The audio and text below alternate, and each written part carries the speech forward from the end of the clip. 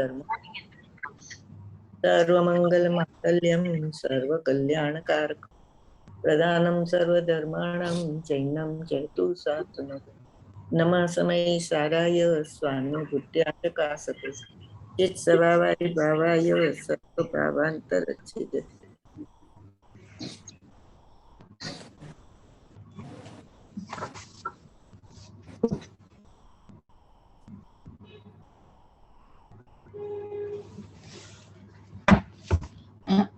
नायक स्वरूप प्रकाशक प्रवचन नंबर 27 पेज नंबर 347 અને ડેટ છે 5/2/22. હવે એને ભૂલ શું કરી કે જ્યાં પ્રતિભાસ થયો જ્ઞાનમાં રાગ આદિનો દેહાદિનો પ્રતિભાસ થતા વેત જ એનું લક્ષ્ય અનાદિકાળથી પર ઉપર છે. તો મને આ જણાય છે, આ જણાય છે, આને જાણું છું અને આને જાણું છું અને આને જાણું છું. જ્ઞાનનો સ્વભાવ તો સ્વ પર પ્રકાશક છે જ. જાણવું એ કોઈ દોષ નથી. એમ એને પોતાના અજ્ઞાનથી લાગે છે એમાં ઇન્દ્રિય જ્ઞાન ઊભું થઈ જાય છે. એમાં ઇન્દ્રિય જ્ઞાન રોકાતું નથી. અતિન્દ્રિય જ્ઞાન પ્રગટ થતું નથી એટલે એ જીવને આત્મદર્શન થતું નથી. અજ્ઞાન દશામાં સર્વથા પર પ્રકાશક છે એટલે એને ટાળવા માટે સર્વથા સ્વપ્રકાશક લઈએ તો જ અજ્ઞાન ટળે. બરોબર. અને સ્વપ્રકાશક પૂર્વક સ્વપર પ્રકાશક પ્રગટ થાય એ પણ સ્વપ્રકાશક જ છે કારણ કે પોતાના જ દ્રવ્ય ગુણ પર્યાયને પ્રગટ કરે છે એટલા માટે. અને પરના પ્રતિભાસનો નિષેધ નથી, લક્ષનો નિષેધ છે. બરોબર. એટલે જ્ઞાનત્વ પ્રગટ થાય છે લક્ષનો નિષેધ કરતા. જ્ઞાનત્વ એટલે કેવળ જ્ઞાન. બરોબર. લક્ષનો નિષેધ એટલે પ્રતિભાસ બેનો લક્ષ. હા, તો લક્ષ નું કરવું અને પછી એનો નિષેધ કેમ કીધો? પરના લક્ષનો નિષેધ કરવાનો. પરના લક્ષનો નિષેધ. લક્ષ છે ને એ સાધના છે, ફળ છે એ જ્ઞાનત્વ છે અને પ્રતિભાસ છે એ વસ્તુ સ્થિતિ છે.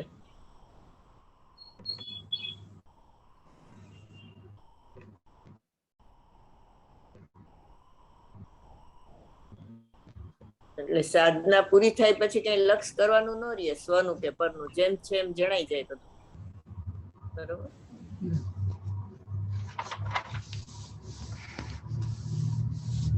અહીંયા આચાર્ય ભગવાન કહે છે કે જ્ઞેયાકાર અવસ્થામાં જ્ઞાયક જણાય છે. જ્ઞેયાકાર અવસ્થામાં જ્ઞેયને જાણવાની અવસ્થામાં એમ લખ્યું નથી. જ્ઞેયાકાર અવસ્થામાં એટલે જ્ઞેયનો જ્યારે પ્રતિભાસ થાય છે એવી જ્ઞાનની જ્ઞેયાકાર અવસ્થામાં જ્ઞેય જણાતું નથી. જ્ઞેયનો પ્રતિભાસ જણાતો નથી, પણ પ્રતિભાસ જેમાં જણાય છે એવું જ્ઞાન જણાય છે કે જે જ્ઞાન આત્માને અભેદ થઈને જાણી લે છે. એના માટે શું વાક્ય આવ્યું હતું મૂળ ગાથામાં? મૂળ ગાથામાં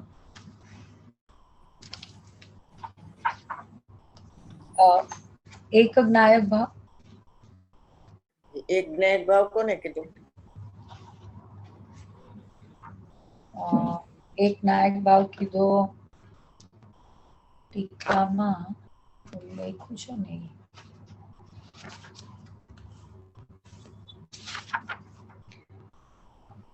અનાદિ અનંત નિત્ય ઉદ્યોતરૂપ સ્પષ્ટ પ્રકાશમાન જ્યોતિ એક જ્ઞાયક ભાવ. એને એ કોની વાત છે? એ તો ત્રિકાળીની વાત છે, દ્રષ્ટિનો વિષય. અત્યારે આપણે કયો વિષય હાલે છે? તો બીજો પેરેગ્રાફ છે એટલે પર્યાયનો વિષય છે. પર્યાયનો નિશ્ચય.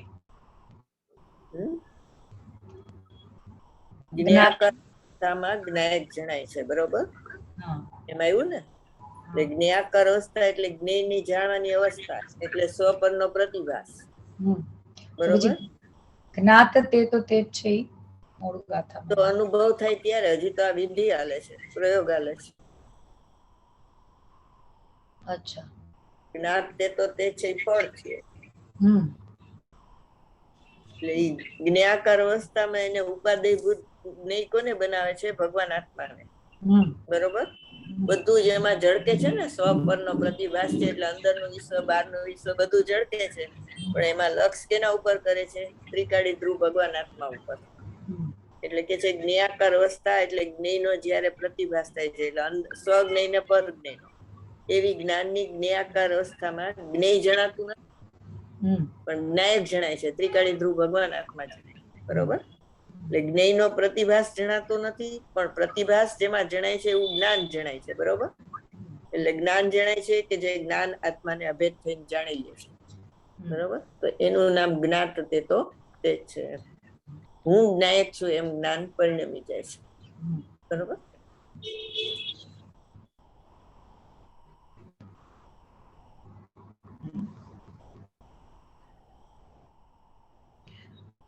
હવે એ પ્રતિભાસ કેટલાનો થાય છે કે ભૂત, ભવિષ્ય, વર્તમાન 3 કાળના દ્રવ્યો, અનંતા જીવો, અનંતા પૂતગલ પરમાણુ, એક પરમાણુની ભૂત, ભવિષ્ય, વર્તમાન 3 કાળની પર્યાય સહિતનો પરમાણુ, એમ જીવ, સ્વ અને પર બે એક જીવની ભૂત, ભવિષ્ય, વર્તમાન 3 કાળની પર્યાય, અતીત, અનાગત ને વર્તમાન 3 કાળના પર્યાયો સહિતનો જીવ પોતાનો અને પર બીજો એનો પ્રતિભાસ થાય છે. પોતાનો એટલે અંદરનું વિશ્વ અને પર એટલે બહારનું વિશ્વ. એના દ્રવ્ય ગુણ પર્યાય બધું જણાય છે. બરોબર? બરોબર? પ્રતિભાસ થાય છે એટલે જણાય. આ એનો વિષય કીધો પ્રતિભાસનો.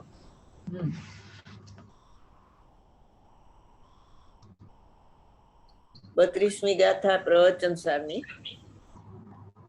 એમાં એમ કીધું કે કેવળ જ્ઞાન થયું ને તો જ્ઞાનાંતર નો થયું, આકારાંતર નો થયું જ્ઞાન. જે આકાર ઉપયોગ નો હતો એ જ રહ્યો. એનું શું કારણ? કારણ કે પ્રતિભાસમાં ભૂત, ભવિષ્ય, વર્તમાન અને 3 કાળ 3 લોકનું બધું જ જણાય જ રહ્યું છે, તો ઉપયોગમાં તો જણાય જ રહ્યું છે. ખાલી એટલે આકાર નથી થતું, એને બદલાતું નથી, એનો આવિર્ભાવ થયો ખાલી એટલું જ કેવળ જ્ઞાન. બરોબર? એટલે જે જણાતું હતું એ જ જણાણું, એમાં કઈ ફેર નથી પડ્યો એમ. બરોબર? એ વાત છે. ચલો, પ્રવચન સારની 32મી ગાથા છે ને, જોઈ લ્યો. મેં તો એકવાર વંચાવી હતી તમને, પાછી વાંચી લ્યો અત્યારે. એમાં આકારાંતર શબ્દ છે, એટલે એના આકારમાં કઈ ફેર નથી પડતો એમ. એટલે સ્વરૂપમાં આકાર એટલે સ્વરૂપ. ગાથા 30.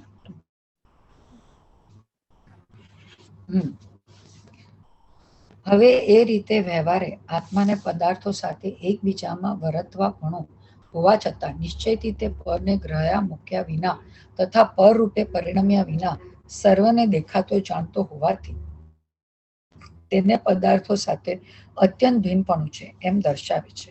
પ્રભુ કેવડી ન ગ્રહે ન છોડે, પર રૂપે નવ પરિણમે, દેખે અને જાણે નિશેષ સર્વત તે સર્વને. અન્વયાર્થ: કેવડી ભગવાન પરને ગ્રહતા નથી, છોડતા નથી, પર રૂપે પરિણમતા નથી.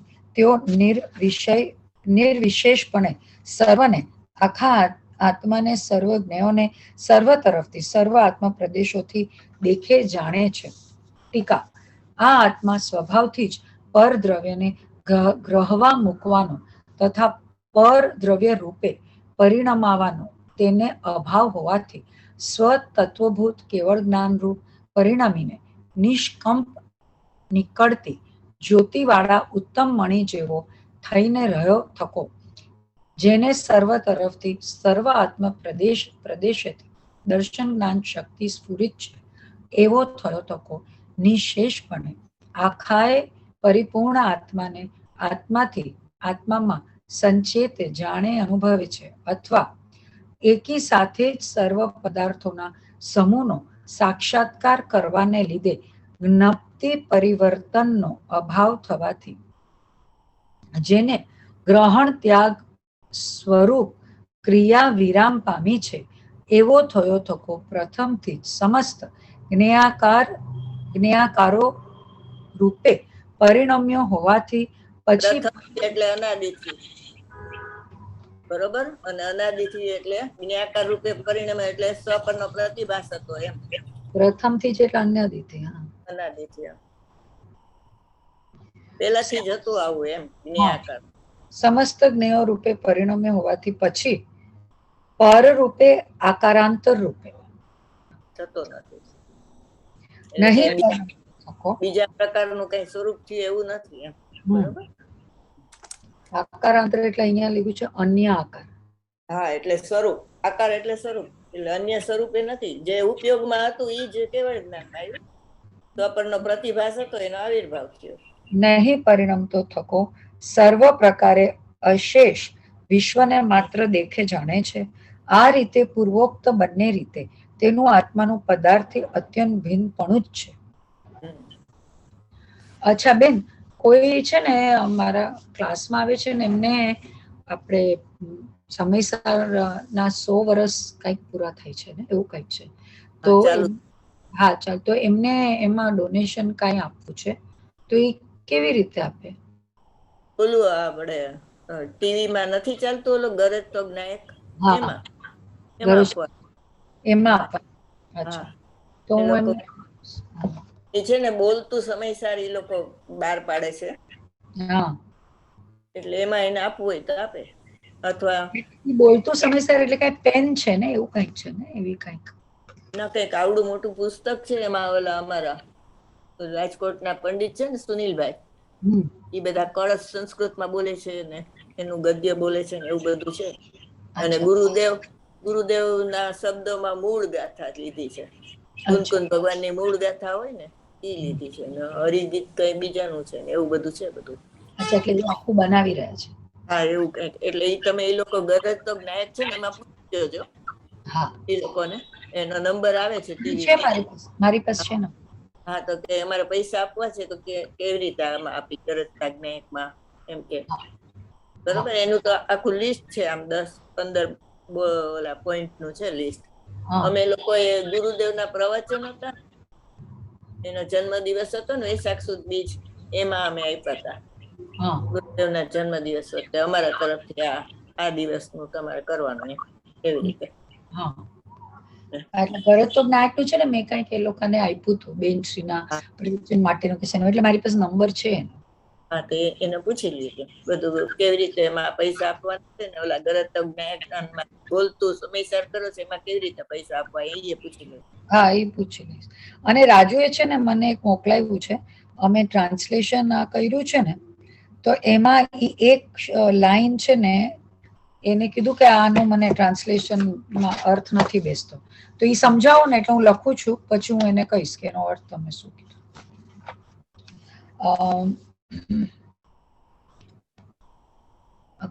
આ ભાગ ત્રીજાનો છે ને દિવ્ય ધ્વનિ સારા છે. તો કેટલામાં ગાથા છે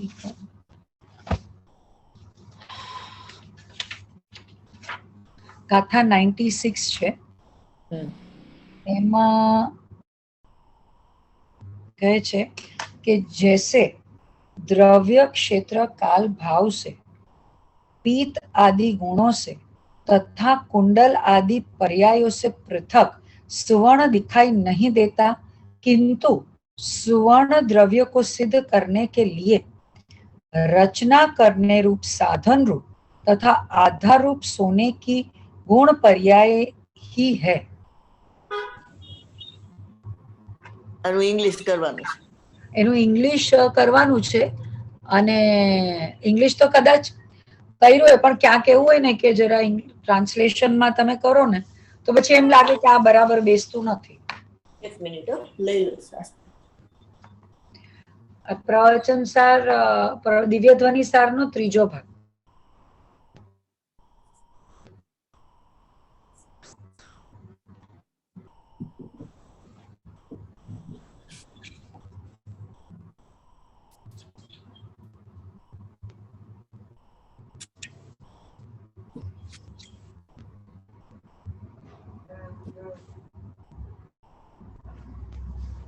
મૂળમાં દાખલો છે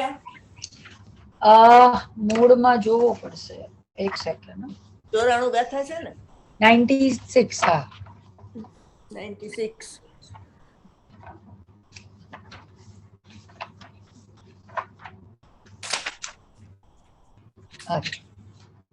આર્યું છે.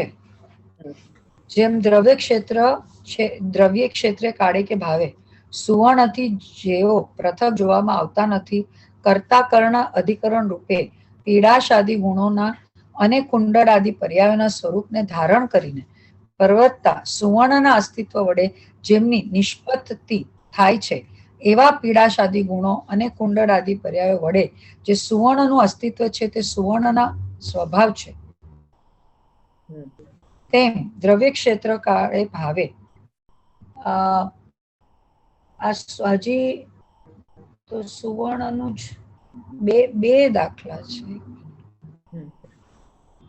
વાંચો ને આગળ. ના, એની ઉપરનું જોવું પડશે.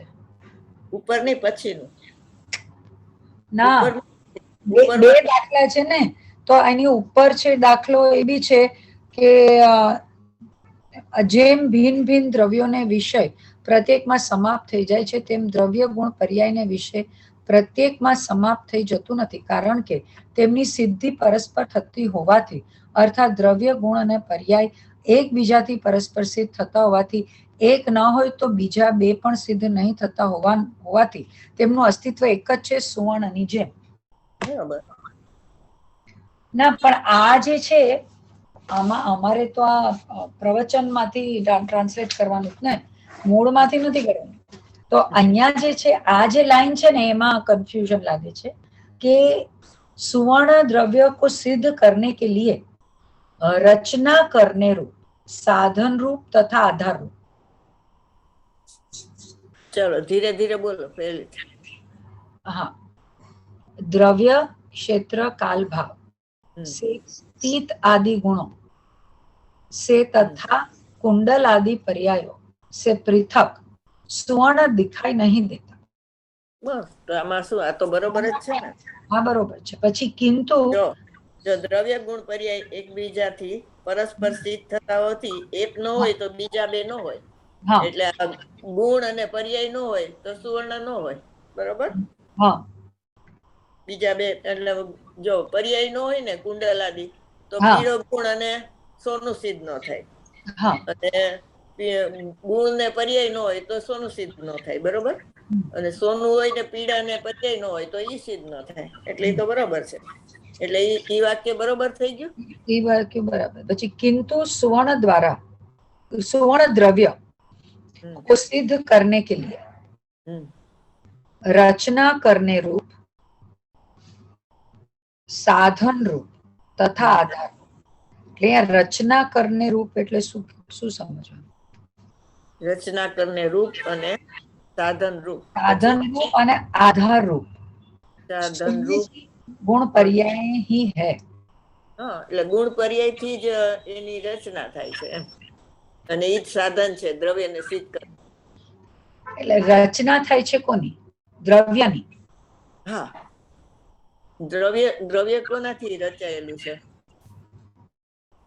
આમ જો રચના અને દ્રવ્ય છે ને એ ગુણ પર્યાય થી રચાયેલું છે ને, તો ગુણ પર્યાય થી તમે દ્રવ્યને સિદ્ધ કરી શકો છો. એટલે રચના કરીને અને એના સાધન રૂપ, એટલે દ્રવ્યને સિદ્ધ કરવું હોય તો ગુણ પર્યાય સાધન રૂપે છે અને એનાથી એની રચના થાય છે, બરોબર?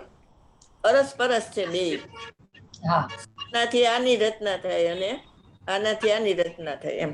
અને દ્રવ્યનો આધાર રૂપ ગુણ પર્યાય છે. હા, બરોબર છે. એટલે દ્રવ્ય ગુણ પર્યાયના આધારે છે ને ગુણ પર્યાય દ્રવ્યના આધારે છે, એમ પાછી. હા, એમ. ઓલામાં નો આવ્યું ઉપયોગમાં ઉપયોગ છે તો અહીંયા ઉપયોગ પર્યાય છે ને દ્રવ્ય એના આધારે છે, એમાં એવું હતું ને? કેવી રીતે? હા, બરોબર. આમ છે ને આપણે વાંચીએ ને અને આ પેલું હિન્દીમાં એવું ન લાગે કે નથી સમજાતું, પણ ઘણી વાર ઇંગ્લિશમાં ઇંગ્લિશમાં બેહાડવું આકરું પડે, વિચિત્ર જ કઈક લાગે, એમ થાય કે આ શું ગોટા પિંડા ચાલે છે.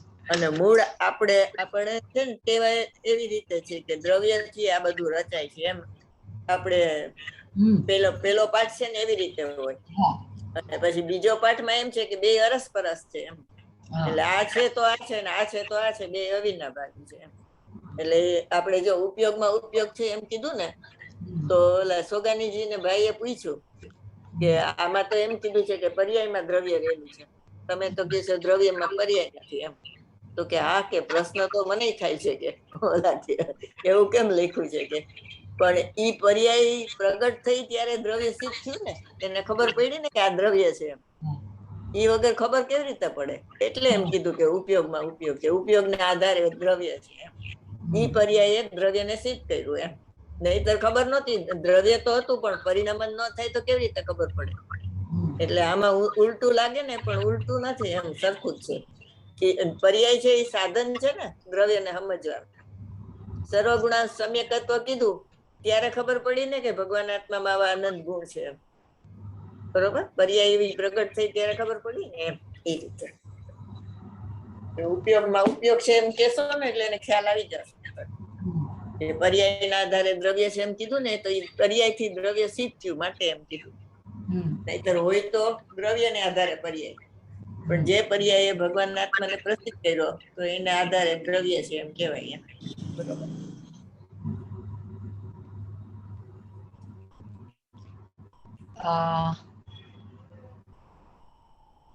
જ્ઞાનમાં પ્રતિભાસ થાય છે, એટલે સાધકનું જ્ઞાન પ્રતિભાસ તો બધાનો છે એને.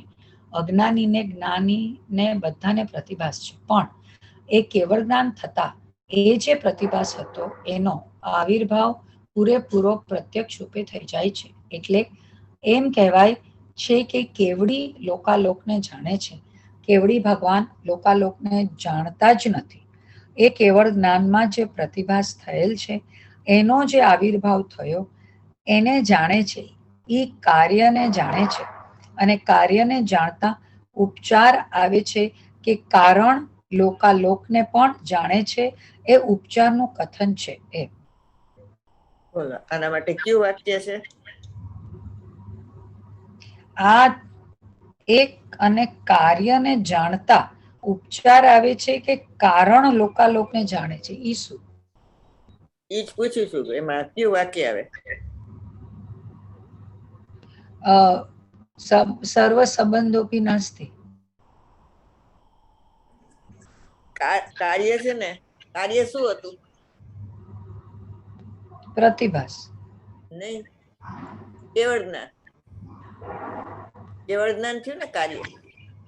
પર્યાય જે પ્રગટ છે એને કાર્ય કહેવાય ને, બરોબર? અને એ કેવળ જ્ઞાનની પર્યાયમાં શું છે? લોકાલોક ઝડકે છે ને, 3 કાળ 3 લોક ઝડકે ત્યારે એમ કહેવાય કે કેવળ જ્ઞાન થયું. બરોબર? તો 3 કાળ 3 લોક તો કારણ છે, અને અહીંયા કાર્ય થયું. બરોબર? તો ઈ કાર્યનો ઉપચાર કારણમાં આવ્યું. જાણે છે પોતાની પર્યાયને, ને કીધું શું કે લોકાલોકને જાણે છે. એટલે કાર્યમાં કારણનો ઉપચાર આવ્યો. ખરેખર લોકાલોકને નથી જાણતા, એની પર્યાયને જાણે છે. કેવળ નિજ સ્વભાવનું અખંડ વર્તે જ્ઞાન. બરોબર? એટલે એમાં કાર્યમાં કારણનો ઉપચાર એમ એ સિદ્ધાંત આવ્યો એમાં. બરોબર? કાર્ય હતું કેવળ જ્ઞાનનું, ને કીધું એમ કે લોકાલોક જાણે કેવડી ભગવાન. એટલે ઈ તો બહારના નિમિત્ત ભૂત નિયાકાર હતા, આ નૈમિતિક ભૂત નિયાકારને જાણતા હતા. અને કીધું કે નિમિત્ત ભૂતને જાણે છે એમ. લોકો તો એ ઇન્દ્રિય જ્ઞાનના પરિચય વાળા છે ને, એટલે જ્ઞેયને જાણે છે, જ્ઞેયની સન્મુખ થઈને. એટલે એને એમ થાય કે કેવડી ભગવાન આમ જાણે છે, પણ એમ નથી જાણતા. એ તો આમ બેઠા છે, પોતાના જ્ઞાનમાં ઝળકે છે, ઈ જાણે છે. બરોબર? એટલે મહાવીર ભગવાન મરીચી ના ભાવમાં હતા ઓલા, ત્યારે કઈ કીધું ને કે મહાવીર ભગવાન થશે, તો ઈ તો એના જ્ઞાનમાં જોયું ને એને. અને નેમિનાથ ભગવાને કીધું 12.5 વર્ષ પછી દ્વારકા બળશે. તો એને કીધું એટલે બૈડી, એ તો ક્રમમાં આવવાનું જ હતું, નક્કી જ હતું એમ. એટલે બધા શું કે મરણ ટાણે છે ને ભાવ સુધારવાના, તો ગતિ સુધરે. એવું નથી, ગતિ નક્કી જ હોય છે. એટલે ઈ પ્રમાણે જ ભાવ થાય મરવા ટાણે. બરોબર? એવું છે. ગતિ પ્રમાણે મતિ થઈ જાય છે, મતિ પ્રમાણે ગતિ નથી. બરોબર, એવું છે. કારણમાં કાર્યમાં કારણનો ઉપચાર એ લખી નાખ્યો. આ પ્રવચન સારમાં આવું આવે છે.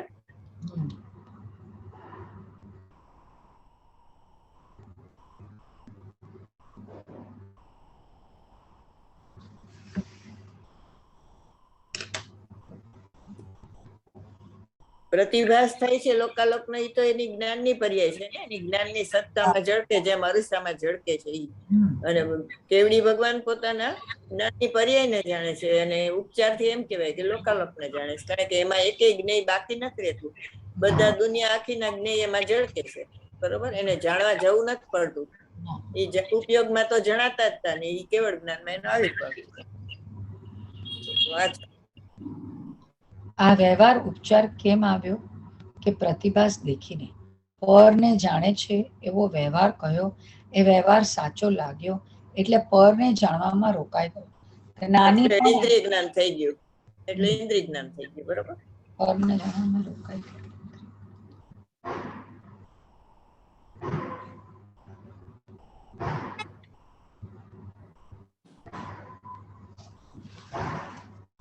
જ્ઞાની પણ વ્યવહારે જાણેલો પ્રયોજનવાન કહે છે, પણ પૂછો તો ખરા, જ્ઞાનીને કે જાણેલો પ્રયોજનવાન તો પ્રભુ એ રાગ છે, ભેદ પંચ મહાવ્રતના પરિણામ. એને જાણે છે કોણ? વ્યવહાર જાણેલો પ્રયોજનવાન એટલે શું? પણ તેને જાણનાર તો બતાવો કે કેમ. એ જ્ઞાન એને જાણે છે. એ કયું જ્ઞાન એને જાણે છે? અતિન્દ્રિય જ્ઞાન એને જાણે છે. ઉપયોગ રૂપ કે પરિણતિ પ્રગટ થઈ એ જાણે છે કે બીજું કોઈ જ્ઞાન એને જાણનાર છે કોઈ? એ બતાવો તો ખરા. આ પ્રશ્નનો જવાબ આપો. વ્યવહાર જણાયેલો પ્રયોજનવાન છે એટલે શું? એટલે કોઈ કોઈને કોઈ કોઈ અવસ્થામાં જાણેલો પ્રયોજનવાન છે. એટલે કેવડીને ન હોય, પછી મિથ્યાત્વીને ન હોય, પછી સાધકને એના શુદ્ધ ઉપયોગમાં ન હોય, અને સાધકનો જ્યારે આત્માના વિકલ્પ હોય ત્યારે પણ ન હોય, જ્યારે એને શુદ્ધ પરિણતિ રૂપ શુદ્ધ પરિણતિમાં ન હોય, અને શુદ્ધ પરિણતિમાં ન હોય, પણ સાધકનું સવિકલ્પ ઇન્દ્રિય જ્ઞાન હોય ત્યારે. હા, એટલે એને એમ કીધું કે વ્યવહાર જાણેલો પ્રયોજનવાન કોણ જાણે છે? સાધકનું સવિકલ્પ ઇન્દ્રિય જ્ઞાન જાણે છે. અતિન્દ્રિય જ્ઞાનમાં તો પ્રતિભા સ્વરૂપ છે, એને લક્ષપૂર્વક નથી જાણતો, બરોબર. વ્યવહાર જણાયેલો પ્રયોજનવાન એટલે એમ કે છે કે એને જાણનાર બતાવો, તો કે સાધકનું સમ્યક ઇન્દ્રિય જ્ઞાન એને જાણે છે. જ્ઞાન એને જાણે છે તો કે કયું જ્ઞાન જાણે છે? કે અતિન્દ્રિય જ્ઞાન જાણે છે કે ના જાણે છે? અતિન્દ્રિય જ્ઞાન જાણે છે ઉપયોગ રૂપ કે ના પરિણતિ પ્રગટ થઈ જાણે છે? તો કે એ નહીં, શુદ્ધ પરિણતિ નહીં. તો બીજું કોઈ જ્ઞાન એને જાણનાર છે કોઈ? તો કે આ ઇન્દ્રિય જ્ઞાન. ઇન્દ્રિય જ્ઞાન એને ઉપયોગાત્મકપણે સવિકલ્પ દશામાં જાણે છે, બરોબર. અતિન્દ્રિય જ્ઞાન ઉપયોગાત્મકપણે ન જાણે, અને શુદ્ધ પરિણતિ પણ ન જાણે. એટલે 75 ગાથામાં વ્યવહાર જણાયેલો પ્રયોજનવાન છે ને એ ઉડાડ્યું, બરોબર. 12મી ગાથા સવિકલ્પની છે, 75 ગાથા સવિકલ્પની, અને 320 ગાથા સવિકલ્પની છે. પણ 12મી ગાથામાં ઉપયોગાત્મક ઇન્દ્રિય જ્ઞાનની વાત છે, અને 75 ગાથામાં શુદ્ધ પરિણતિની વાત છે, કારણ કે સાધકનું લક્ષણ શું એ પૂછ્યું છે, એટલે શુદ્ધ પરિણતિની વાત છે. અહીંયા વ્યવહાર જાણેલો પરિવર્તનને ઉડાડ્યું, એનું કર્મ નથી એમ, બરોબર. અને 320 ગાથામાં કરતો નથી બતાવવું છે, એટલા માટે કીધું જાણે છે. પણ એને જાણે છે એમ બતાવવું નથી, પણ ભગવાન આત્મા કરતો નથી ને, એ બતાવવા માટે એમ કીધું કે કરતો નથી પણ જાણે છે, બરોબર. અને એ સવિકલ્પ દશાની વાતમાં છે.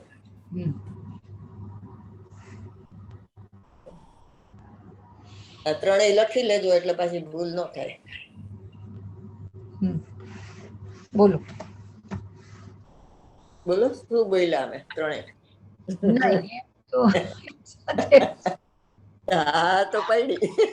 સાધક ઈ તો કીધું સાધકનું સવિકલ્પ ઇન્દ્રિય જ્ઞાન વાળું, ઈ તો થઈ ગયું. પછી 3 ગાથાનું બોલો. 12મી ગાથામાં કોણ 320 ગાથા, 12મી ગાથા ને 74, 12મી 75? ગાથામાં સ્ટાઇપ કે 12મી ગાથામાં કોણ જાણે છે? સાધક જાણે છે, સાધકનું સવિકલ્પ ઇન્દ્રિય જ્ઞાન, એટલે 12મી ગાથામાં ઈ સ્થાપના પ્રયોજન. 11 ને 12 ગાથા છે ને એ જોડકું છે. 11મી ગાથા નિર્વિકલ્પની, 12મી ગાથા સવિકલ્પની. તો એમ કીધું કે વ્યવહાર સગળો અભૂતાર્થ છે, તો પછી સવિકલ્પમાં એવો તો કે રાગ જાણે છે કે નહીં? તો કે હા, વ્યવહાર જણાયેલો પ્રયોજનવાન છે. બરોબર. હજી પૂર્ણ વિતરાગ નથી થયો ને, તો રાગ તો છે, તો એ વ્યવહાર જણાયેલો પ્રયોજન કીધું. એ ઉપયોગાત્મક પણ ઇન્દ્રિય જ્ઞાન જાણે છે. પછી ગાથા 75 માં સાધકનું લક્ષણ શુદ્ધ પરિણતિ છે, એટલે ઈ એનું કર્મ છે. પણ વ્યવહાર જણાય તો પ્રયોજનવાન છે ને રાગ, ઈ એનું કર્મ નથી, ને રાગ ને જાણનારું ઇન્દ્રિય જ્ઞાન છે, ઈ પણ એનું કર્મ નથી. સાધકનું લક્ષણ શુદ્ધ પરિણતિ. એટલે ઉપયોગાત્મક પણ રાગ ને જાણે છે, ઇન્દ્રિય જ્ઞાન ઈ પણ એનું કર્મ નથી, અને રાગ પણ એનું કર્મ નથી. એટલે વ્યવહાર જણાયેલો પ્રયોજનવાન ત્યાં ઉડાડ્યું. બરોબર. એના સ્વામી નથી.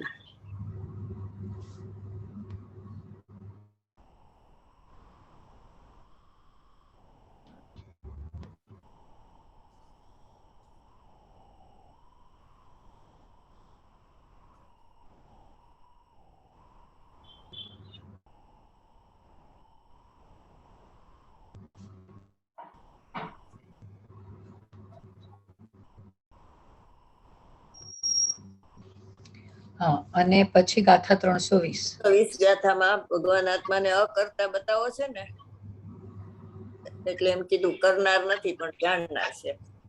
એ સાધકનું સમ્યક ઇન્દ્રિય જ્ઞાન છે ને, એ નવ તત્વને જાણે છે. બરોબર.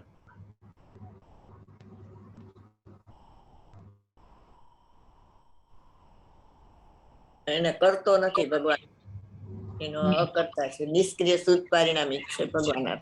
બરોબર. અને પરમાર્થ પ્રતિક્રમણ પંચરત્નની ગાથા નિર્વિકલ્પની છે. એમાં શુદ્ધોપયોગ છે નિર્વિકલ્પ દશામાં. તો એ રાગાદીને કરતોય નથી, જાણતોય નથી.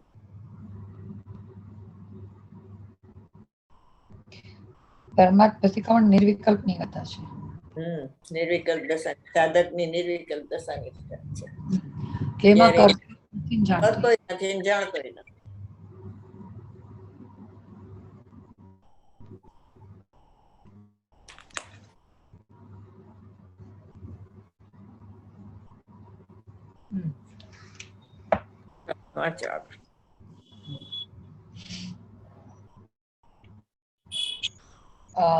ત્યારે કોઈ પૂછે તો કહે, એ તો અમારા જ્ઞાનમાં તેનો પ્રતિભાસ દેખીને એને જાણે છે એવો ઉપચાર કરવામાં આવ્યો છે. ત્યારે ખરેખર એને કોણ જાણે છે?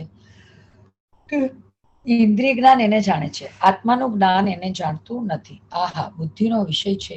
રાગને જાણવું એ બુદ્ધિનો વિષય છે. રાગને જાણવું એ બુદ્ધિનો વિષય છે.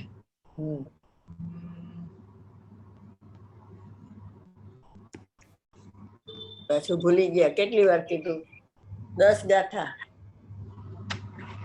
જ્ઞાનનું ભેજ્ઞાન છે ને, 373 થી 382. હા, ઈ 10 ગાથા. એમાં ગોતી કાઢો ક્યાં કીધું છે રાગને જાણવું એ બુદ્ધિનો વિષય છે.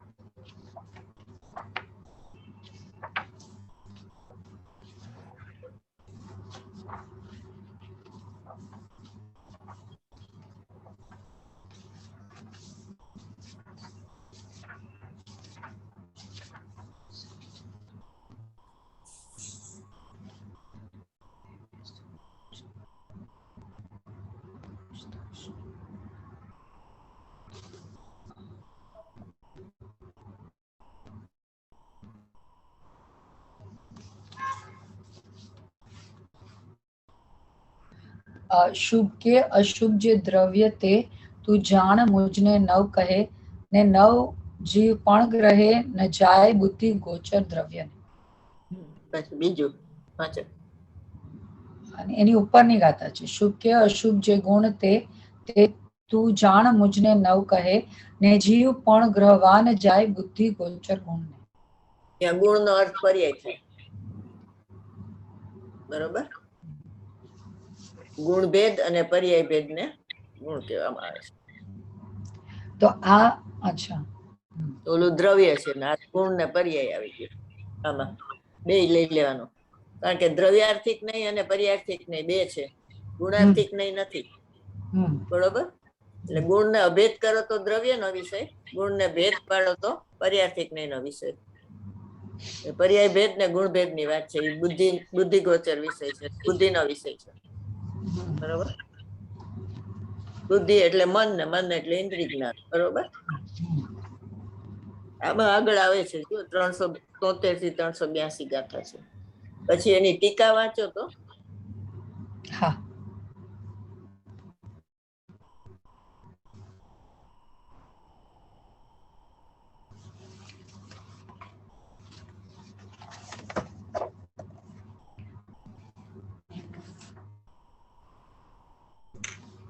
ટીકા.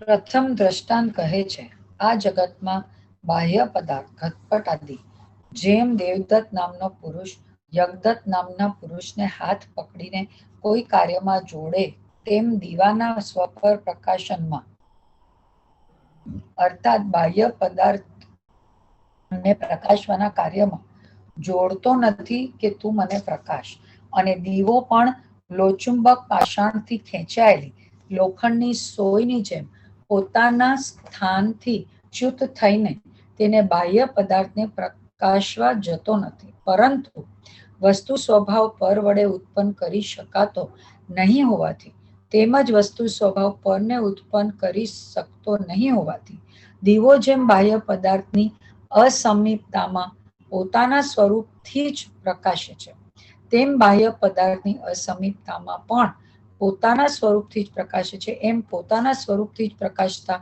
એવા તેને દીવાને વસ્તુ સ્વભાવથી જ વિચિત્ર પરિણતિ પામતા એવો મનોહર કે અમનોહર ઘટપટ આદિ બાહ્ય પદાર્થ જરાય વિક્રિય ઉત્પન્ન કરતો નથી.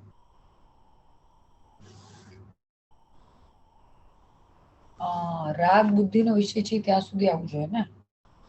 ના ના, ઈ નહીં આવે એમાં. હા, બીજું આવવાનું છે, એટલા માટે વચ્ચે આવું છું. એવી રીતે હવે દ્રષ્ટાંત છે, બાહ્ય પદાર્થ શબ્દ રૂપ ગંધ રસ સ્પર્શ તથા ગુણને દ્રવ્ય જેમ દેવદત્ત યજ્ઞદત્તને હાથ પકડીને કોઈ કાર્યમાં જોડે તેમ આત્માને સ્વજ્ઞાનમાં બાહ્ય પદાર્થોને જાણવાના કાર્યમાં જોડતા નથી કે તું મને સાંભળ, તું મને જો, તું મને સૂંઘ, તું મને ચાખ, તું મને સ્પર્શ, તું મને જાણ.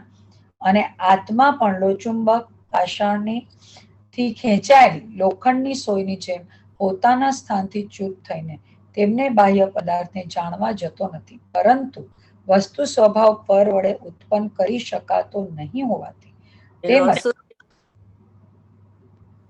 એટલે કોઈ વસ્તુની ઉત્પત્તિ કોઈથી નથી, પોતે સ્વથી જ સિદ્ધ છે એમ. પોતે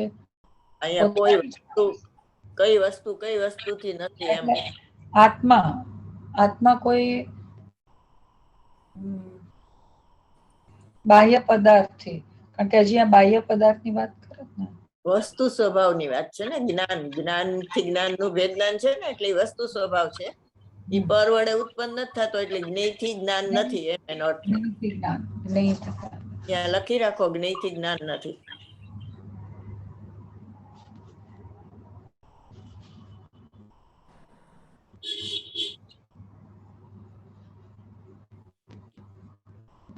આ તો બધાય માને, પણ જ્ઞેયનું જ્ઞાન નથી ને, એ નથી માનતા બધાય, બરોબર.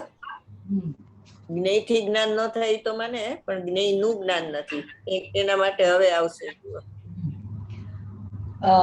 ઉત્પન્ન પર વડે ઉત્પન્ન કરી શકાતો નહીં હોવાથી તેમજ વસ્તુ સ્વભાવ પરને ઉત્પન્ન કરી શકતો નહીં હોવાથી આત્મા જેમ એટલે એનું નામ જ્ઞેયનું જ્ઞાન નથી. જ્ઞેયનું જ્ઞાન નથી.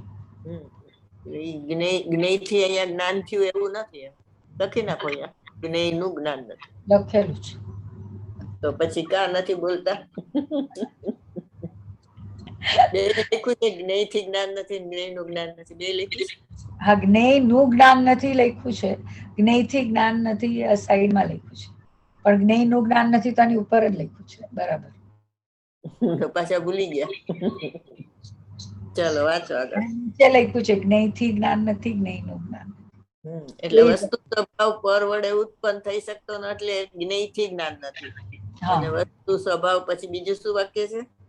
વસ્તુ સ્વભાવ પર ને ઉત્પન્ન કરી શકતો નથી. બરોબર, એટલે જ્ઞેયનું જ્ઞાન નથી. બે થઈ ગયું. ચાલો વાંચો. આ બધી વાત જ કેસેટ, આ બધી વાત 6 કેસેટ નીકળી છે એમાં આવી ગઈ છે કે 6 દ્રવ્યને કોણ જાણે છે? કે બહિર્મુખ દ્રષ્ટિ જાણે છે. આત્મા નથી જાણતો 6 દ્રવ્યને, જ્ઞેય જ નથી એમ. આ વાત એક અપૂર્વ 373 to 382 ગાથામાં કુંકુમ ભગવાનને રચના કરી છે. એની ટીકા અમૃતચંદ્ર આચાર્ય કરી છે. એ 10 ગાથા બહુ ઊંચી છે. ટાઈમ રહેશે તો આપણે લઈ લેશું, અત્યારે કહી દઉં. ટીકાકાર એમ કહે છે કે વસ્તુ સ્વભાવ પર વડે ને ઈ બે. હા, ટીકાકાર કહે છે કે વસ્તુ સ્વભાવ પર વડે ઉત્પન્ન થઈ શકતો નથી. વસ્તુ સ્વભાવ એટલે આત્માનું જ્ઞાન, પર વડે એટલે પર ને વડે આત્માનું જ્ઞાન ઉત્પન્ન થઈ શકતું નથી, એટલે કે જ્ઞેયથી જ્ઞાન થતું નથી.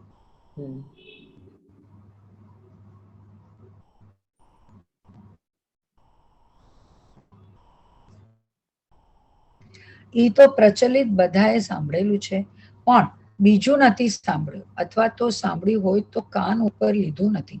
બીજું સાંભળ્યું હોય તો કાન ઉપર અત્યાર સુધી લીધું નથી એમ મને લાગે છે. હવે લેવા જેવું છે. પહેલા બોલમાં એવું શું કામ કીધું? કારણ કે જ્ઞેય નું જ્ઞાન નથી માં જ્ઞાતા બુદ્ધિ તૂટે અને અનુભવ થાય. અનુભવ થયો નથી એટલે સાંભળ્યું નહીં.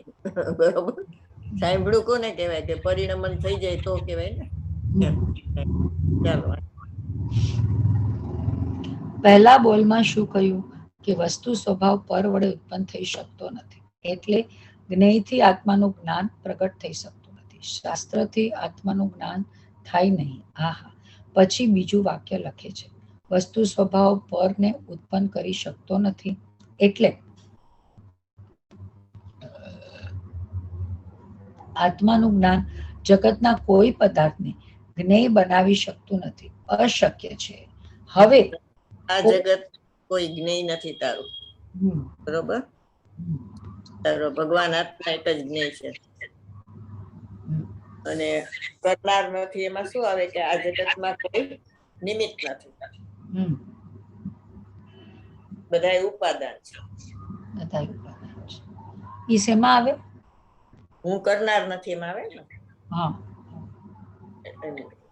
હું કોઈનું નિમિત્ત નથી, કોઈ મારું નિમિત્ત નથી. બરોબર, નિમિત્ત થી રાગ ન થાય.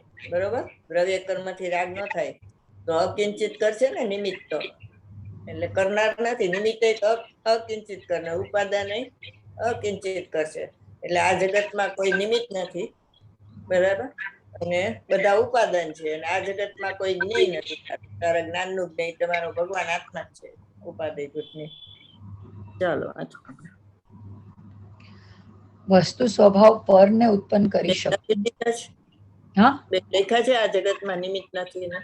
હા, એકચ્યુઅલી પહેલા એક જગ્યાએ લખ્યું છે, પણ લખી ફરીથી.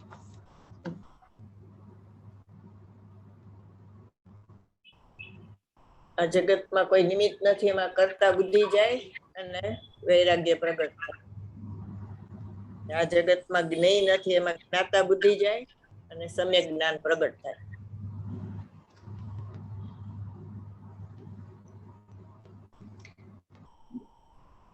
આ જગતમાં કોઈ નિમિત્ત નથી ને કોઈ જ્ઞેય નથી. આ જગતમાં કોઈ નિમિત્ત નથી, એમાં કરતા બુદ્ધિ જાય અને વૈરાગ્ય પ્રગટ થાય, અને પૂર્ણતા થાય તો વિતરાગતા.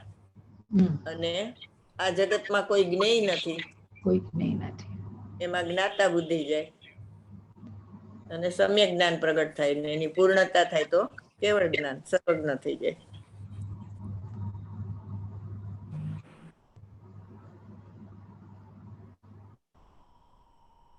વર્તુળને ટૂંકું કરવાનું, બરોબર? બહુ ફેલાવો કરો ને તો એમાં અટકી જવાય. પ્રયોજનભૂત વસ્તુ ઉપર ધ્યાન દેવાનું. બેન, સમયગ અને સમયક આ જે અમે કરીએ છીએ ને હિન્દીમાં, તો એમાં અલગ અલગ જગ્યાએ ક્યાંક સમયક આવે એટલે ક, અને ક્યાંક સમયગ આવે ગ. એવું વ્યાકરણ નો પ્રશ્ન છે, એમાં કઈ વાતો. એટલે કારણ કે ના મેં સ્પેલિંગ લખી તો જી લખવું કે એ બધું બહુ વિકલ્પ, પછી મેં તો જે ત્યાં હોય એ લેવી રીતે લખતી જાઉં છું. હા, હાલે, વાંધો નહીં. એ વ્યાકરણ નો શબ્દ છે, ક્યાંક ગ આવે ને ક્યાંક ક થાય. ક નો ગ કર્યો હોય ક્યાંક સમ્યક, અને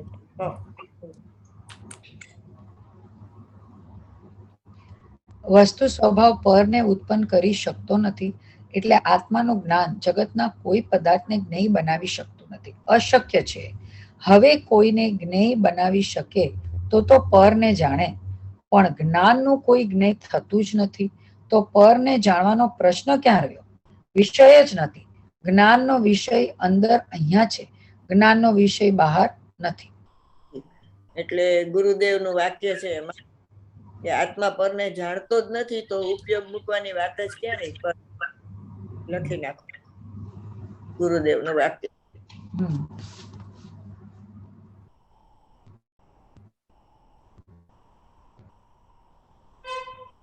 કે ઉપયોગ પરને જાણતો જ નથી, એમ કીધું ને, જ્ઞાન જ્ઞેયને ન બનાવી શકે, અશક્ય છે. ઉપયોગ પરને જાણતો જ નથી, તો પરમાં ઉપયોગ મૂકવાની વાત જ ક્યાં રહી? એમ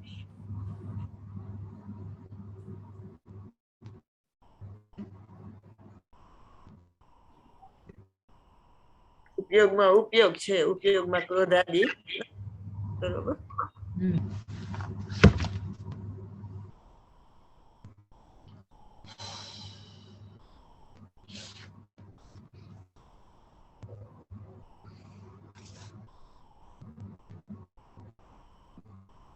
જ્ઞાનનો વિષય વિષય જ નથી, જ્ઞાનનો વિષય અંદર અહીંયા છે, જ્ઞાનનો વિષય બહાર નથી.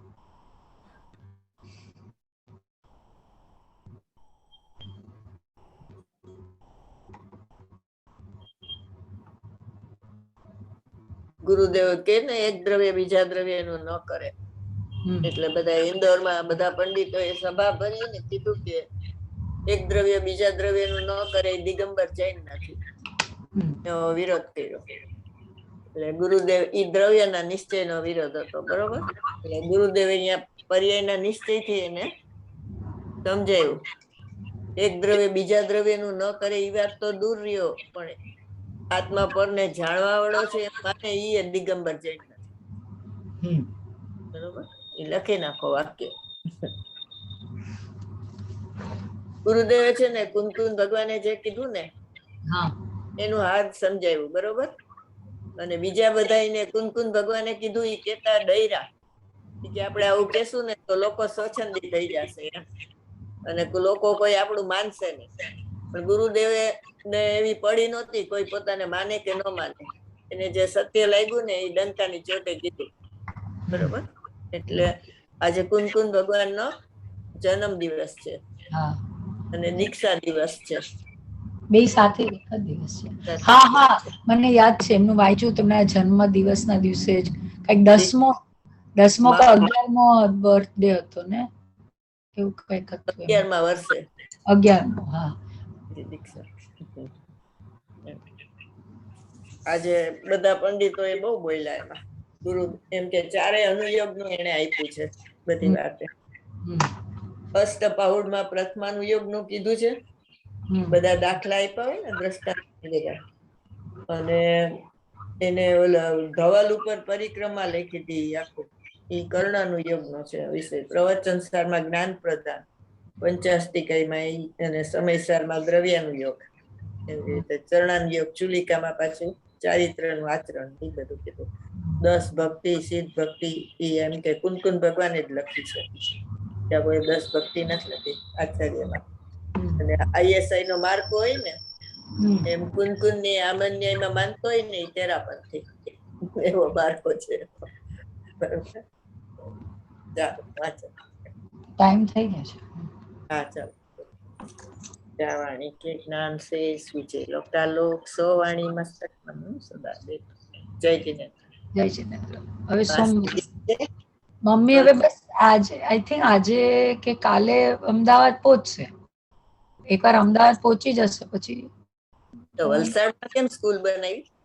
એ તો છે ને મારા દાદાએ મારા બાના નામથી પૈસા આપીને હતી જ સ્કૂલ. એ સ્કૂલ તો કેમ એમ? એ વલસાડમાં અમારા જે ઓલા લાયકામાં જે અમારા સીએ હતા ને,